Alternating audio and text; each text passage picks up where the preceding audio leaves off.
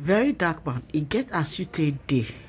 You get answers for every question when they ask you. So you are game for everything where it come your way. My darling people, we gonna come see this. Me and just say interview, where the very dark man grant to one television station.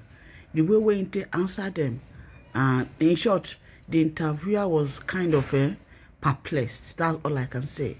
Make we watch the video together. Make we share them. Gay. The very black dark man, Martins Ose. Welcome to the program.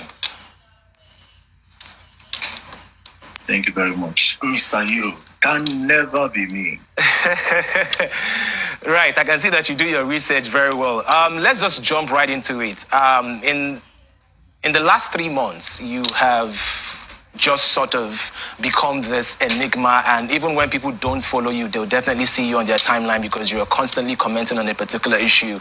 Why do you care so much? Okay, first of all, before I answer, to the people criticizing me and my singlets, because since I started talking online, people pick on me for my singlets. I want you to know that my singlets go to national TV before you. Thank you very much. All right, so please, can you repeat the question? Thank you. The question is, why do you care so much about certain societal issues? Why do you lend your voice? Well, I care because, first of all, it is my duty as a Nigerian to not leave the whole responsibility for the government to fix, to also try my own possible best in order to make Nigeria a better place for not just me, also for my future. So that is why I try so hard to give my opinion about a lot of things. So you came into limelight because you were running commentary on a particular issue that involved a particular skincare brand, and of course, eventually other skincare brands. This individual said that the skincare brand hurt and destroyed her skin, and only to come out to apologize much later to this particular skincare brand. How did that make you feel, knowing that even the people that you were fighting for, the individual that you were fighting for, made a U-turn? Well, at the end of the day, I didn't feel really bad, first of all, because it was not really about that particular person. It was about the general public, However, the person made me go into the whole thing, But since when the person said, "Oh, apologize," when the person was supposed to also join me to stand up for what is right, at the end of the day, you understand, something like this is people. It's not everybody that have the mindset. It's not everybody that have the courage to actually stand up for what is right. So immediately the person just said, "Oh, I'm apologizing. I don't want to." I just said, "Okay." But I didn't really feel pain because it's about the general public at the end of the day. All right. Like I said, you lend your voice to a lot of issues. I want to tackle those issues in particular. Now, there was a particular video that you made. You were reacting to what Toke Makinwa and Bobrisky said about, women and how they should deal with married men. Why did you take up that particular matter? Well, first of all, I took up that particular matter because this generation are obsessed with a lot of celebrities, and then they don't think for themselves. So when those two people were giving the advice, I was like, wait, what?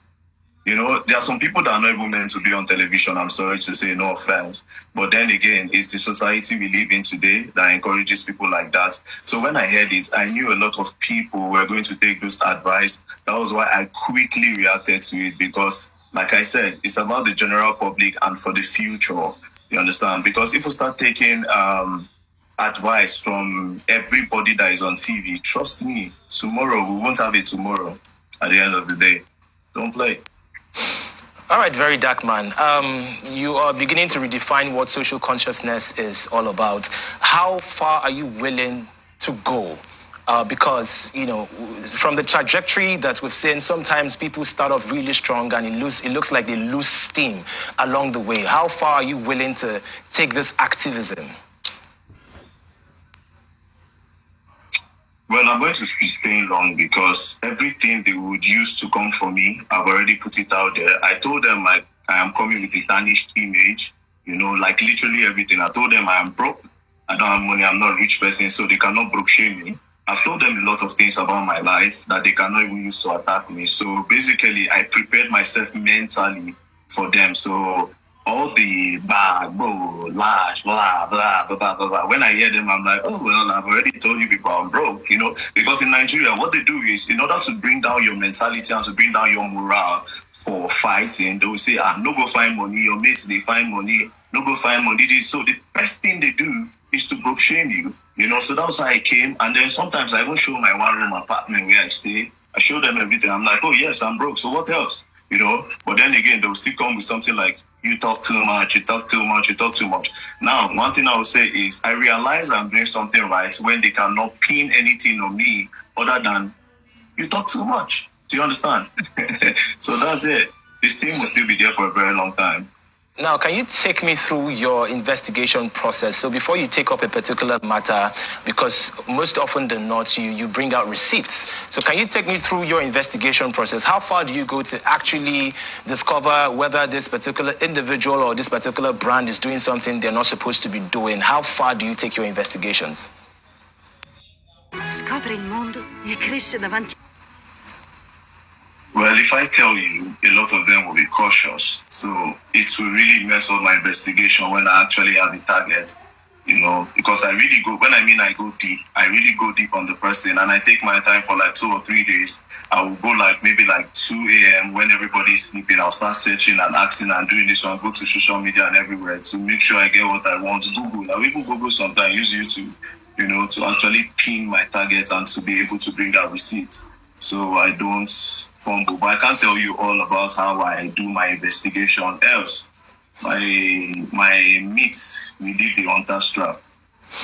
All right, let's talk about the influencer culture. Most often than not, we've seen you call out certain celebrities for quote-unquote misleading their followers, you know, and misusing their influence. How important is it for people to actually do their due diligence before buying a product or engaging in a particular service, as opposed to just believing what a celebrity says?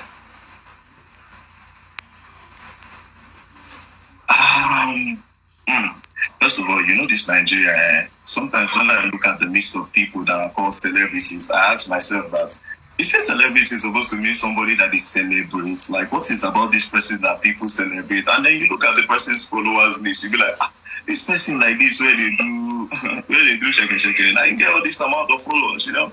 So, but then again, talking about how to really tackle the problem. I didn't get the question well, but I'll just flow with it.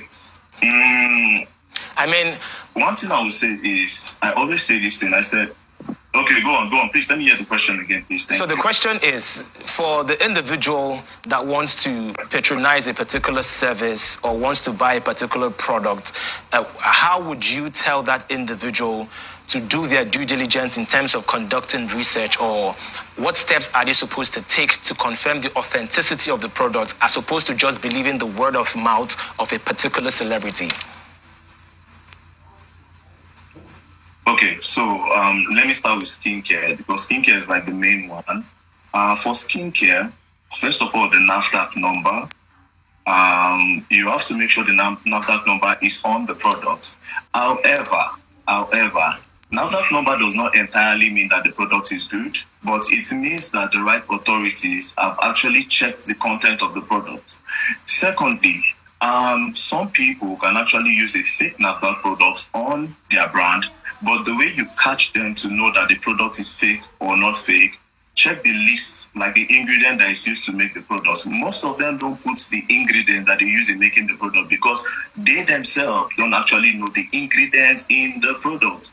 Some Olodo people will just mix things, but you know Nigerians don't really care. Nigerians they take words, they take advert from mouth, you know. They take advert from mouth, so be like, oh, now this thing now they make me glow. Oh, now this thing now they make me glow. You know, that's the only thing they check. Not knowing that, okay, if you have to do your own personal research, because then again, these people don't list out the ingredients in the products.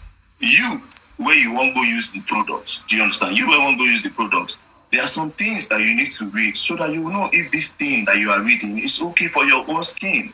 But again, Nigerians take word from mouth. That is why most of them are really like buying what the celebrities are telling them, knowing fully well, because I am pretty certain, I've done my research on some celebrities, the product they advertise, they don't use them, but that's their business. I am not against them advertising, but you see for skincare that people use, skincare especially because of skin cancer, kidney problems, come on, man, you should be authentic to advertise things like that. That's all. So the measures are look for the NAFDAC number, check for the ingredients. There you go.